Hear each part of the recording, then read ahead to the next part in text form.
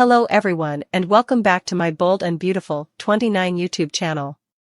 I hope you guys are having a wonderful day. Before we start, please hit the subscribe button and give this video a thumbs up. This week, for little words transferred a bite right down my chine while watching The Bold and the Beautiful. Because when Hope declared, this time, it's war, with respects to Steffy's rearmost move, I literally cried 3 words back at my TV screen: bring it on. We've got a lot to bandy, so let's dive right in. From the moment Brooke Logan laid eyes on Ridge Forrester as his disapproving mama shot death shafts in the direction of the woman she dubbed the slut from the valley, the two families were set on a collision course. Over the decades which followed, suckers, too, set up themselves divided.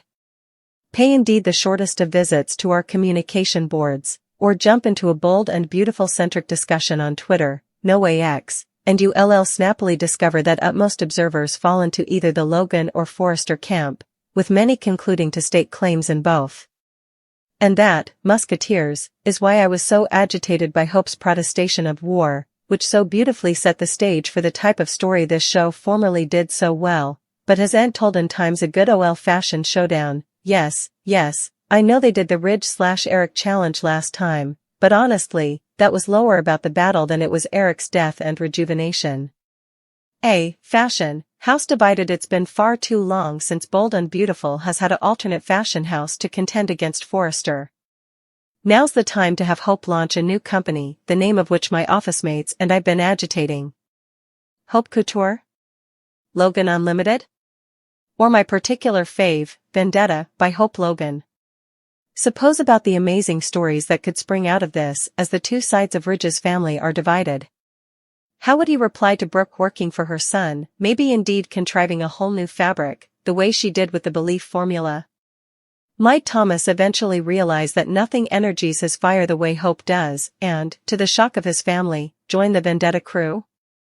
The possibilities are endless. And actually, it's exactly what the oil needs right now. Bring on the fashion. Bring on the drama. Bring on the fashion wars. As important as I enjoyed the fun scenes between Katie, Bill, and Poppy, they led to the frame infuriating bones, in which the Logan sisters asked if Katie still had passions for her partner. Not formally did they bother to say, I know you with Carter now and that seems to be going well, but, and of course, this led to Donna and Brooke reminding Katie that she had the one thing Poppy could give Bill a child, indeed as he was rushing out to get a maternity test. Also we had Lee formally again breaking out her tried and true, my family is a gold-digging hoe routine. I suspect her head will explode and she'll consider herself vindicated in her beliefs when Bill finds out he's Luna's pater. Except wouldn't that prove the exact contrary? Because if Poppy was really after Bill's plutocrat, wouldn't she have told him months ago that he was Luna's pater? Also, if Poppy has a history of attaching herself to rich men, as Lee insists, why didn't she marry one of them? Oh, right, because this show bounces from plot point to plot point with little to no concern as to how important sense each bone makes. Point, negation. Finn gets big points for rushing home and incontinently telling Steffy that he wound up being at the marriage. Cleric, on the other hand, loses points for posting that marriage print on social media. Surely he'd have known exactly how important trouble that would beget for his new son-in-law. And would it really be good business for him to publicize the fact that he married his sicky waitress/gal? Also again, Sheila's history has supposedly been dropped from Google. How differently to explain the caption on the story that caught Steffy's attention? Exclusive: Beverly Hills Pizza Man ties the knot. Small form at Il Giardino. Bridegroom lately survived being abducted. I mean, easily the journalist in question threw that story up in a hurry, what with it going live in lower time than it took Finn to deliver the cold pizza. But surely they could have come up with commodity catchier. How about the non-corpse bridegroom? Random studies, as we consider every week at this time, wonder what Paris is over to. Regular compendiums, why I'll have to know. I was thrilled that several days this week, we actually had further than one story playing out. Heck, there were indeed times when we didn't cut from characters talking to other character, rehashing exactly what the first brace had been agitating.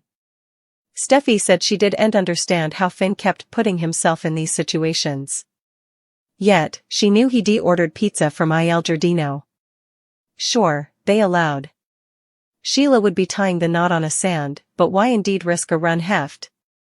The sand house is in Malibu, and establishing shots have indicated that Il Giardino is in the heart of Beverly Hills. Surely there's someplace in between those two locales from which to order a pizza and have it delivered. I was so happy to hear Cleric offer Tom a job. Do I've faith that they will integrate this have not into the oil and give him good plot? Not really. But if you know one thing about me by now, it's presumably that I've big dreams for the cleaner. Liam dashed out of Steffi and Finn's place saying he was late for a meeting, but also he wound up at Forrester, hanging out with Hope. The bold and the beautiful spoilers reveal that Hope Logan and John Finn Finnegan are getting near. While it seems the cleaner is putting these two characters together romantically, then are three big reasons why Hin just doesn't work. Keep reading and let's talk about this pairing possibility. Cleaner character deaths. BNB spoilers reveal that when a cleaner couple gets together, there has to be some conflict or commodity to keep the drama going. Without any drama, there just is no story. Suckers might recall in colorful actors' interviews where they talk about loves that lead to character deaths. That's right, with no drama or story, there's no reason to watch. So, boring couples with no real story tend to get written off. Boring. Finn and Hope are both good characters. Both are enough moral, but have their own issues, just like everyone differently. The problem isn't that they're both good, but that they're good at the same time and together.